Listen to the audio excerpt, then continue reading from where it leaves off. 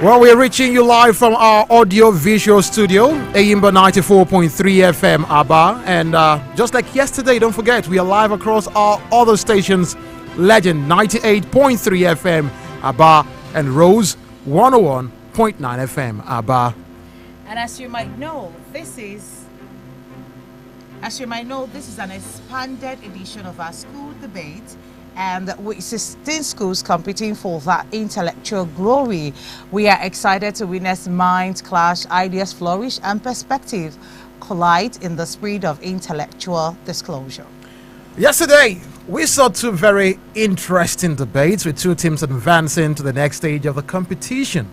Prudence Montessori International School and Covenant High School got the better of their opponents to qualify for the next stage. And today, we'll find out what two schools would be joining them.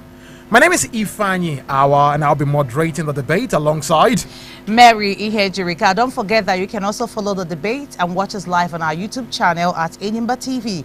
We are also streaming live on our Facebook pages, Enyimba 94.3 FM Aba, Legend 98.3 Aba, and Rose FM 101.9 Aba. Just like yesterday, we have four schools competing today.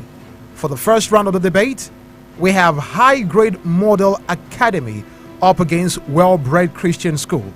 The topic is smartphones have proven to be beneficial to kids in the educational sector. Proposing today is High Grade Model Academy, while Well-Bred Christian School will be opposing the motion. But before we introduce the debaters from the competing schools, let's introduce our judges for the debate. They were here with us yesterday, and they are here again with us today. We have with us in the studio as our judges Dr. Mrs. Rosemary Nkechi Ego, who is course facilitator, National Teachers Institute. And we also have Lady Happiness Mwabaji. She's teacher under the Secondary Education Management Board, Abba State. Our judges, you're welcome. Thank you very much. Before we go over to the students, can we just hear from you? Dr. Mrs. Rosemary, yesterday was hot. We had a very exciting time yesterday. What are we expecting today? I believe today is going to be hotter because yesterday a precedent was set. So I believe that we're going to follow it up today. All right. Tsunami will be here once again today. Tsunami, if you were there. Lady Happiness, I believe you're excited about today. Exactly. What are you looking forward to? I'm looking forward to a very competitive session, and I believe the two schools are prepared to make it worthwhile. I believe so. Yes.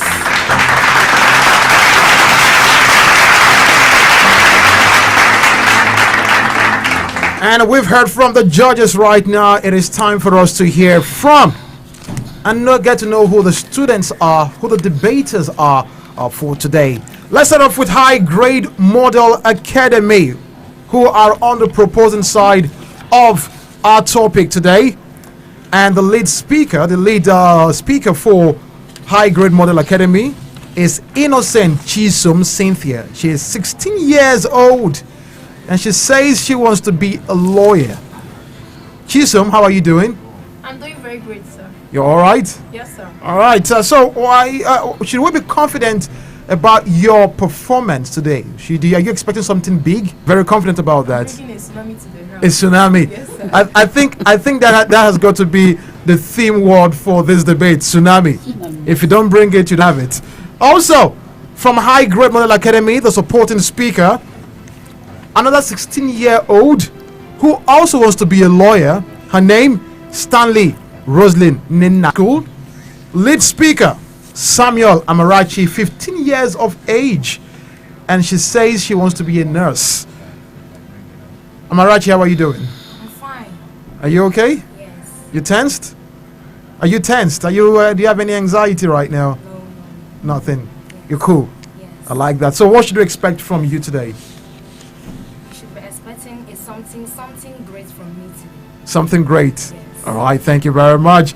And the supporting speaker from Well-Bred Christian School is Eze Ijoma, 15 years of age also. And guess what? She says she also wants to be a nurse. Ijoma, how are you doing? Very fine, sir. All right, it's good to have you in the studio. Thank you. Two different schools, but also it feels like the lawyers are up against the nurses today. That's what telling you, that's yeah. what it feels like. It's true. So I'm geared up for this. I'm ready. Are you ready? Are you set to go? Yes. All right. So before we get into this debate for today, let's get to understand the rules, the way your points will be assigned to you by the judges. Okay, it's very important you know this. And Mary, All right, the lead for both schools, you have 7 minutes to make your argument, and then the supporting speakers, you have 5 minutes to also make your argument, and the rebuttal stage would be 5 minutes for the rebuttal stage. For the point, a maximum of 3 points will be given for every unique point. Also, a maximum of 10 points will be given for your presentation style. So it's very important that you know that your presentation style is also key. After the lead and supporting speakers have spoken, we will embark on a break, which would allow the teachers meet with their students and then decide which one of you would actually go for the rebuttal. And as you are talking, for the lead speakers to have 7 minutes, a minute to the time you will round off, you will hear the sound of the bell. Just a minute, that is a warning telling you that you have just a minute remaining, and by the time you hear the second bell, it means your time is up. You can't go any further. And for the supporting speakers, you have 5 minutes, so a minute to the time you will finish, you hear the bell the first time, that is telling you that you just have a minute left. By the time you hear the second time, that means your time is up. You can't go again. Is that understood? Yes, ma'am.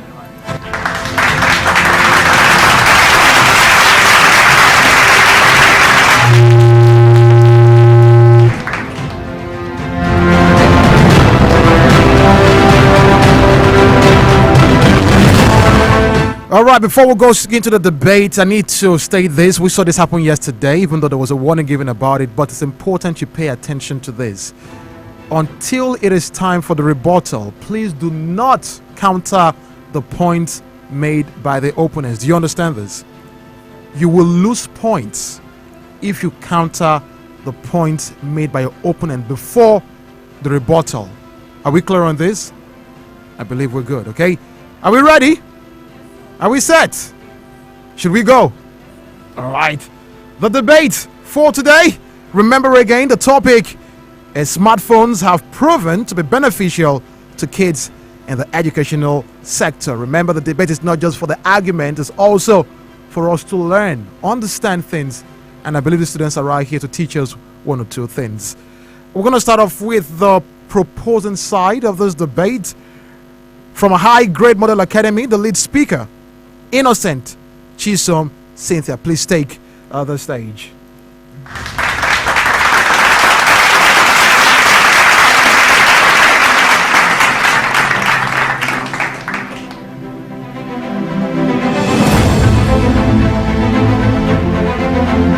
Are you ready? Yes, sir. You are.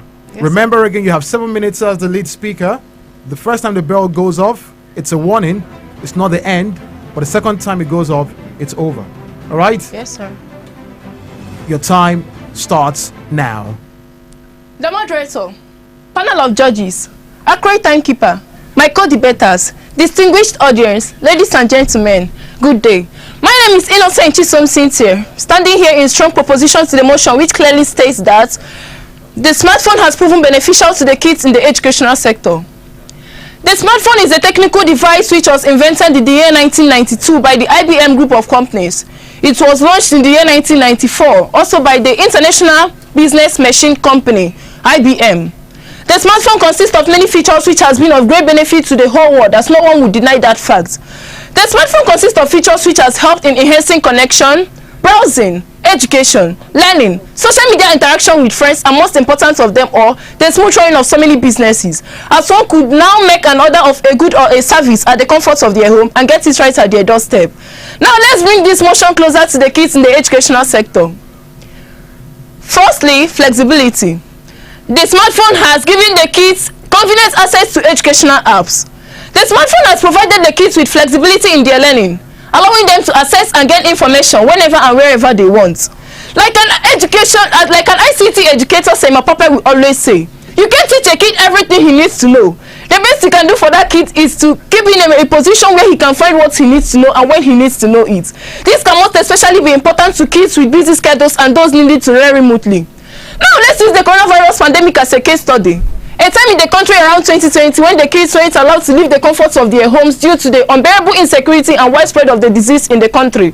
Many schools tutored online, gave assignments, gave tests, gave group projects which their students would watch, participate in their group projects, write their assignments and their classwork, which with the help of their textbooks will also submit online. This way they learn new things smoothly.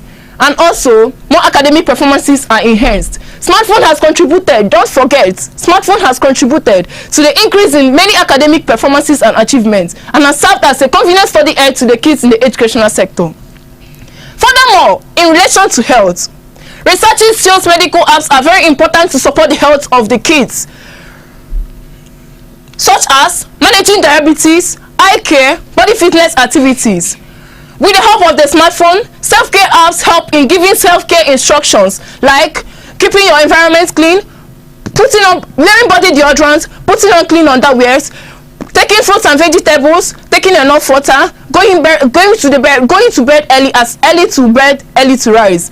This, according to my research, helps in improving the health condition of the kids in the educational sector. Another ICT educator would also state it clearly that it is very important to give the kids in the educational sector a smartphone to handle because it will help them to live well in the era which they are growing up. Now let's look at cost effectiveness. The smartphone has proven to be a very cost effective alternative to the local textbooks which are being provided in school. Textbooks are no longer being comprehensive enough to give detailed information about facts and information that the kids need in their learning. But a student who is desperate to learn will further his researches with the help of his smartphone to make a comprehensive research in subjects most especially like history and mathematics. And this will also help them to work assignments, write their projects, and learn and acquire new skills together.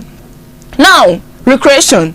The kids, after spending 60% of their times in school, make use of their smartphones to play video games, watch online comedies and skits, listen to motivational speakers and talks, which will help in strengthening their brains and keeping them ready for more schoolwork to come. As for all work and no play makes Jack a dull boy. Now, let's look at GPS tracking. The GPS, which simply means Global Positioning System, it's an application which is being installed in many smartphones to know the actual position of a person and the exact activity the person is carrying out at a particular time. We all know that many students tend to leave school and visit their friends, both the good ones and the bad ones. But with the help of the GPS tracker, which their parents are going to install permanently in their phones, the parents is going to know the actual position of that child and the exact activity the child is carrying out at that particular time. And this will help in decreasement of the high rate of kidnap in the society and reduce corruption. And this will also make the parents to bring their attention closer to the kids who they left to be in school. Now, finally, preparation for the digital age. The smartphone has helped in exposing the kids to the digital world. We all know that many kids tend to leave school due to the financial instability of their parents or their guardians. Many hasn't gotten the opportunity to get sponsors who are going to send them to school, thereby exposing them to the huge world of rape, kidnap, bank robbery, etc. And the worst of them all, prostitution, which has been the order of the day. But I have a good news for you all, dearie. With the help of the smartphone, we all know that education doesn't stop only at the school but consists of those that the kids meet outside the school. With the help of the smartphones, the kids we have the ability to access conveniently many business platforms like forex trading, peritia, cryptocurrency, affiliate marketing, which will help them and make them to help their parents earn livings. With these few points, the moderator, panel of judges, accurate timekeeper, and the audience there listening, I believe I've made it crystal clear to you all that the smartphone will help in bringing out the potentials in the child rather than giving that bright light which the child is going to take out in the future. Do you all know that we have computer educators among us? Do you all know that we have computer teachers among us? We have future Mark Zuckerberg among us. We have future ICT programmers among us. We have future bright stars among us. At this junction, I believe I've made it crystal clear to you all and beyond every logical reasoning and doubt that the smartphone has proven to be beneficial to the kids in the educational sector. Thank you.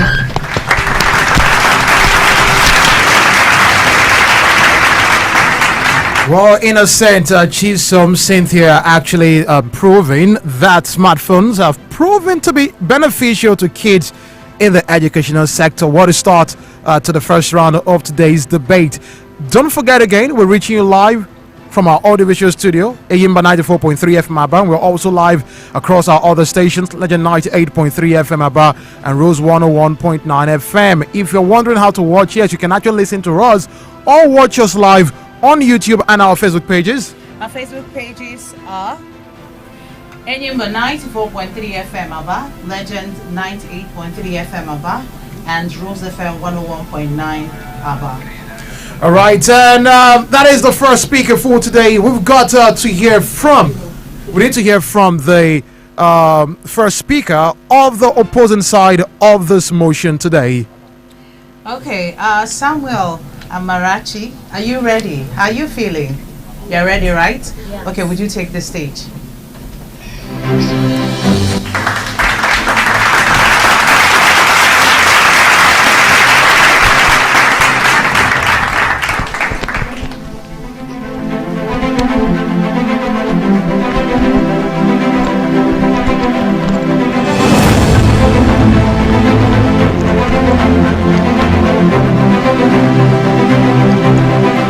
Well, while we wait for her to get ready and get set, don't forget again, we'll be getting your feedback later on the show to know what you think of the debate. You can call in much later when the phone lines will be open, and also you can drop your thoughts on our Facebook page. So definitely would be taking that. And we are getting set to hear from the lead speaker from Well-Bred Christian School opposing the motion. Smartphones have proven to be beneficial to kids in the educational sector. Her name, Samuel Amarachi, 15 years old, who wants to be a nurse, and she's right here to oppose that motion and hopefully give us a superior argument as if she can.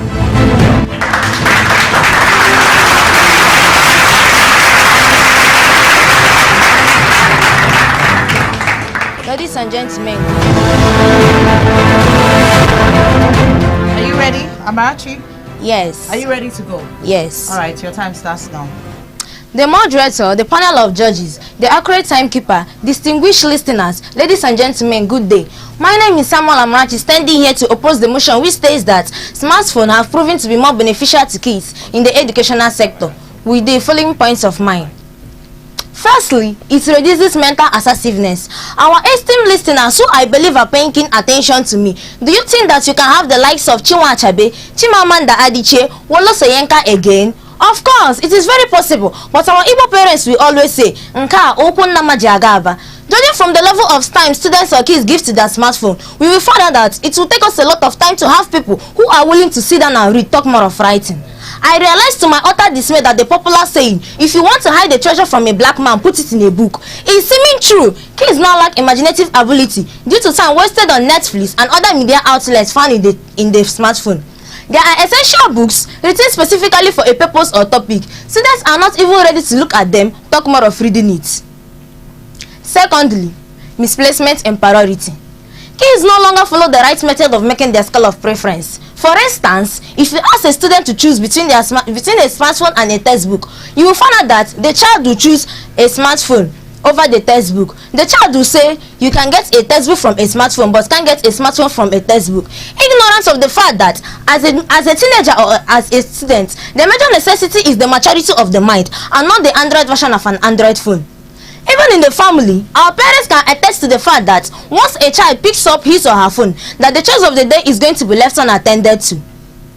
A child who thinks that he can balance the time between their smartphone and the school activities, but at the end of the day will find out that most of their time has been allocated to their smartphone. This misplacement in priority will result to kids who can't discover the major necessity of their life. Therefore, this will result to unfulfilled destinies. Thirdly, use of smartphone leads to distraction. To elaborate more on this point, my dear listeners, I will use the concluded 2024 UTME or JAMB exam, which shows a clarified view at the depreciating rate at which students focus on their book. While the exam was ongoing, most aspirants used the time for reading to surf the internet or social media platform, posting goodwill messages and prayers for a successful exam which they have never read or prepared for. My opponents might say she can control the way she uses her cell or smartphone, but I put it to you that the result will be that of the grasshopper in an Igbo adage, rejoicing while burning, thinking it was producing oil. The effect of smartphone to kids is distraction. A child who wants to read and gets a message from his or her smartphone will say, let me just reply this message and get back to my book, but will be eventually be drifted to another part, thereby losing and wasting the precious time which waits for no one. Can this use be controlled? Yes, but how many students are willing to say no to these enticing offers? Fourthly, negative impression to the young minds of kids. I would like to use the term conditional reflex to throw more light on this point. A Russian scientist, Ivan Pavlov, using a bell, was able to check dogs that there is food around or it was meal time. The reaction this dog gave each time they hear the bell is to salivate whether there is food or not. Bringing this idea to support my point, most kids believe that they can't do well in their studies without the aid of smartphone. Just like Pavlov's dogs, students has been influenced into believing that smartphone is the surest way of getting the answers to their problems academically. A child who think that he can balance the time between their smartphone and their textbook, but we found out that most of their time has been allocated to their smartphone. Fifthly, smarter means of examination malpractice. Smartphone has exposed students to smarter ways of engaging in examination malpractice through social media applications like Facebook, WhatsApp, search engines like Google, Wikipedia, etc. Students chat up or get help from external sources. Even in the exam hall, they connect to people who are not part of the examination. These people give them possible answers to their question. They end up believing what is being given to them without any acts of Christianization, because they believe what is being given to them is very correct and doesn't need any cross-checking. You can see the child thinking that he is smarter than the invigilator because he or she was able to cheat in the exam, not knowing that they are gradually reducing the ability of their cerebrum to retain information. Furthermore, cyberbullying. Some students insult and bully their fellow. Some students using the smartphone insult and bully their fellow students. These students, after encountering this activity, will lead to dropping out of school. I think with these few points of mine, I'm able to convince you and not to confuse you that smartphone has proven not to be more beneficial to kids in the educational sector. Thank you.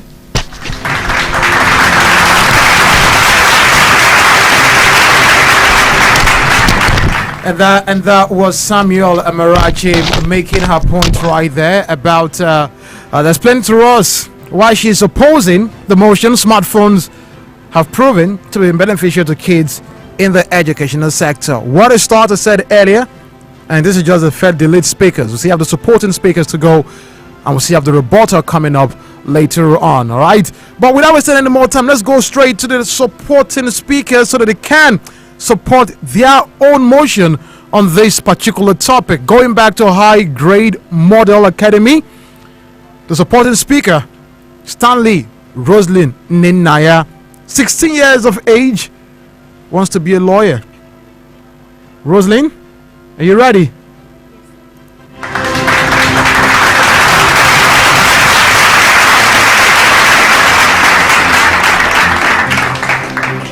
So Roslyn, your time starts now. Mr. Moderator, panel of impartial judges, accurate timekeeper, co-debaters, ladies and gentlemen, my audience, good day. My name is Stanley Roslyn from High Grade Modern Academy in SS2, and I'm here with my colleague in agreement with the motion which says smartphones have proven to be beneficial to kids in the educational sector. I would commence by giving a brief history and definition of smartphone like my colleague said. Smartphone was invented in the year 1992 and launched in the year 1994 by a tech company engineer Frank Canova of the IBM company. Smartphone, also known as cell phone, is a combination of traditional functionalities and modern technology. It is an innovative, creative, educative and communicative device which allows users to gain access to a wide range of information and applications like Google, ChatGPT, SSGL, browser, news and so on. Smartphone has so much benefit and impact to the educational aspect, which include 1. Learning benefits. While in the past, I know that smartphones were mostly considered in some schools as distraction, but today it serves as one of the major tools in teaching, learning, creating a social friendly environment and friendship benefits. Most parents won't want their child to spend all day on social media, but there are certain platforms used for learning purposes like Coco Melon being streamed on YouTube, where nursery kids go to learn their 1, 2, 3s and ABC. ChatGPT, where primary, secondary, and university students go to make their researches. U-Lesson app, where kids go to get more knowledge on the subject matter. Secondly, recording of lectures. So in some schools, some students have difficulty in keeping pace with the teacher while dictating. But with their cell phone, the teacher can just email the notes to the child without having any details missed out. Or the child can also record what the teacher is saying without the stress of writing it. Go home and listen to it. Another benefit is reduction in bad posture. In some schools, they learn up to 13 subjects a day, and the school management makes it compulsory to carry the exact amount of book needed for that particular day to and fro from home to school every day, which can cause posture problems for the child, like hunchback. But with smartphones, the child can just carry his or her phone to school without the stress of carrying his or her bag to and fro every day, without having any details missed out. Record what the teacher is saying or be sent the details of the class. Another benefit is learning researches and research work. In some schools, when students are given assignments or projects to do, they don't go to outdated textbook because you cannot find a comprehensive explanation about the subject matter. Hence, when smartphones are provided, you can go make your researches, get different ideologies about the topic from different educative websites like Wikipedia, Cornerstone.com, Scooper News, etc. Here, you can find unlimited amounts of information about the topic being taught. Furthermore, reduction in person-to-person contact. During the days of COVID-19, learning would have been impossible and ended without the use of smartphone. Because as of that time, the federal government gave a strict instruction. There was a strict instruction from the federal government that there should be no gathering of more than 10 people and there should be social distancing. But with the help of smartphones and with the school that relied on smartphone, learning continued through the help of Zoom application and the email app. It triggers students' reading skills. With students who find it difficult to read in the past, now say reading as fun because smartphones provide educative websites where you can see internet reading and a lot of fun websites where you can read from there. If you use internet reading, it makes it more easy and simpler to read in the sense that when you're using it, for people that have OCD or ABDS, is a health situation which can make the person not to be concentrated in class. But with this smartphone and with this website, you can go there, maybe they will engage you in intuitive learning. However, the issues of addiction and distraction must be properly addressed through the help of parental control. Another benefit is that it serves as a convenient communicative tool among students. With smartphone, students don't need to travel long distances to interact with each other in cases of group work. They can just meet each other on the internet, talk to each other and discuss about the subject matter. Finally, kids who grow up with smartphone are more comfortable around around modern technology in this jet age. They are not naive, primitive, archaic, and cannot be intimidated. This is so because smartphone provide the necessary confidence needed due to vast knowledge acquired from different educative websites and different field of endeavors. In conclusion, one of the major reasons why IBM as a company produce smartphone is to help kids self-educate, browse, make researches, and study without the stress of going around looking for libraries to go and study in. They make it easy in a fast, easy, and fun way. Why smartphones? In this modern world, smartphone is gradually becoming a compelling learning tool in teaching and learning in the educational field. We're in a jet age where smartphone is practically used to do everything, and any child who does not know how to operate it will definitely be left behind. With all that I have said, I think I have convinced my judges I've made it exceptionally clear to my judges that smartphone is beneficial to kids in the educational aspect, not the other way around. Thanks.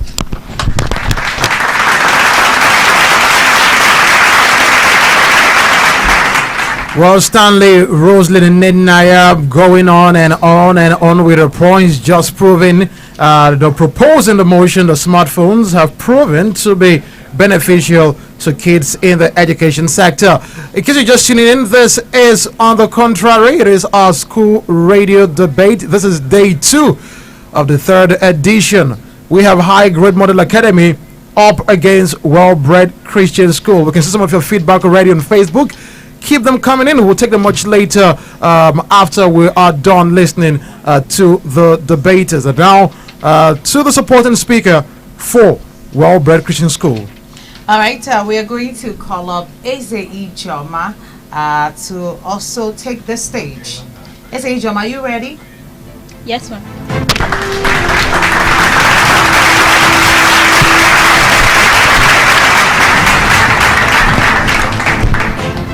Are you ready? Yes, ma'am. All right, your time starts now. All protocols duly observed. I stand firmly to oppose the resolution that smartphones have proven to be beneficial to kids in the educational sector with my following points. Point number 1.